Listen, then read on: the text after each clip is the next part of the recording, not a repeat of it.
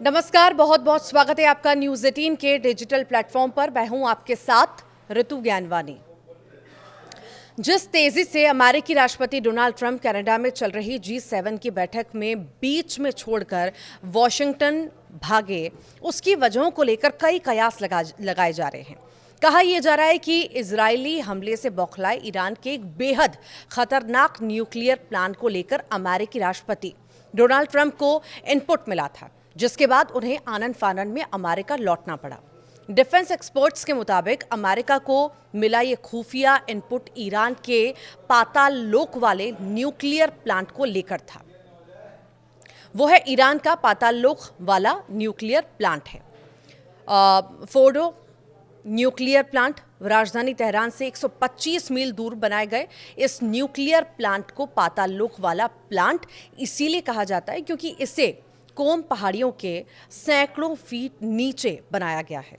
जमीन से करीब 80 से 90 फीट नीचे बनाए गए हैं और इस अंडरग्राउंड न्यूक्लियर प्लांट में यूरान ने यूरेनियम एनरिच करने के लिए सबसे ज्यादा सेंट्रीफ्यूज छिपा रखे हैं।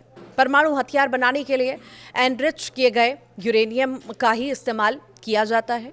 दुनिया की नजरों से छिपाकर ईरान ने अपना फोर्डो न्यूक्लियर प्लांट इसीलिए जमीन से इतना नीचे बनाया है कि उसे इजरायली मिसाइलें भी तबाह ना कर सके।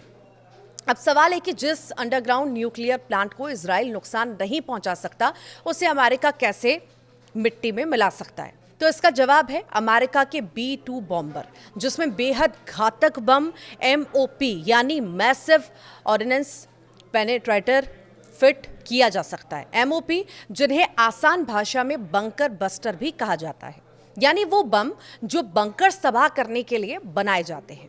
ये करीब 13,600 किलोग्राम से ज्यादा वजनी भारी भरकम होते हैं, जो जमीन में गहराई तक तबाही की ताकत रखते हैं।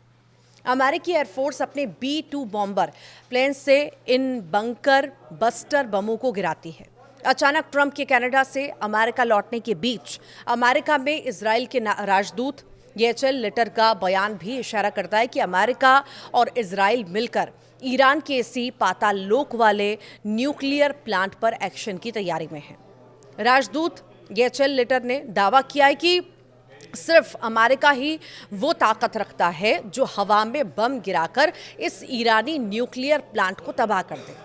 और दूसरी तरफ कनाडा जाने से पहले से लेकर कनाडा से अमेरिका लौटते तक अमेरिकी राष्ट्रपति डोनाल्ड ट्रंप ने एक ही रट लगा रखी है, ईरान के पास न्यूक्लियर हथियार नहीं होने चाहिए। नहीं होने चाहिए मतलब नहीं होने चाहिए। एक बार नहीं, 10-10 बार ट्रंप यही बात दोहरा चुके हैं। ऐसे में दावा मजबूत दिखाता है कि कहीं इस बार अमेरिका स्पेशल ऑपरेशन चलाने के नाम पर इसी ईरानी सीक्रेट न्यूक्लियर प्लांट का काम तमाम ना कर दे। ईरान की तरफ से सीक्रेट न्यूक्लियर प्लांट को फिर से एक्टिव किए जाने की थ्योरी इसीलिए भी मजबूत लगती है क्योंकि युद्धकाल में वो परमाणु परीक्षण करके इजराइल के साथ अमेरिका को बड़ा मैसेज देना चाहता है। और जहां तक ईरान के सुप्रीम लीडर खामनेई की बात है, तो वो लंबे वक्त से परमाणु पावर वाले ईरान का ख्वाब देख रहे हैं। और अगर ऐसा होता है कि समूचे मिडिल ईस्ट का हिसाब किताब बदल जाएगा, ऐसे में अगले 2 से 3 दिन में दुनिया को कुछ और बड़ी खबरें देखने सुनने को मिल सकती हैं। पहला ये हो सकता है कि अमेरिका ईरानी सीक्रेट न्यूक्लियर प्लांट को निशाना बनाए। दूसरा ये हो सकता है कि ईरान इसी दौरान परमाणु परीक्षण करने में कामयाब हो जाए।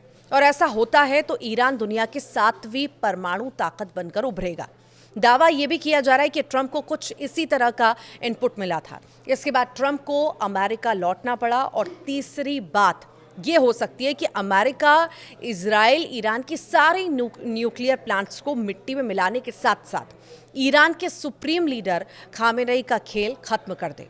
ठीक वैसे ही हाल कर दे जैसा अमेरिका ने इराक के सद्दाम हुसैन का किया था। याद कीजिए, तब भी अमेरिका रोजाना यही रट लगा रहा था कि सद्दाम की लीडरशिप में Iraq weapon of mass destruction तैयार कर रहा है और उसे रोकना ही होगा। तो क्या ईरान का भी वही हाल होगा जो इराक का हुआ?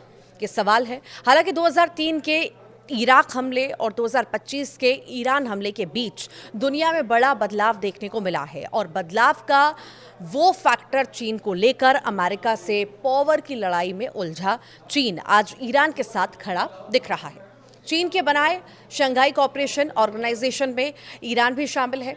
चीन की तरफ से आज बयान भी आया कि अमेरिकी राष्ट्रपति डोनाल्ड ट्रंप ईरान इजराइल युद्ध में तेल डालने का काम कर रहे हैं। यूएनएससी में चीन ने ईरान के पक्ष में प्रस्ताव भी पेश किया। एक्सपर्ट्स ये भी बता रहे हैं कि इजराइल ईरान लड़ाई को खत्म कराने से ज्यादा चीन का फोकस इसके जरिए अमेरिकी हितों का नुकसान जो है अमेरिकी हितों को पहुंचाना है। आपको वीडियो कैसा लगा कमेंट बॉक्स में जरूर बताइएगा।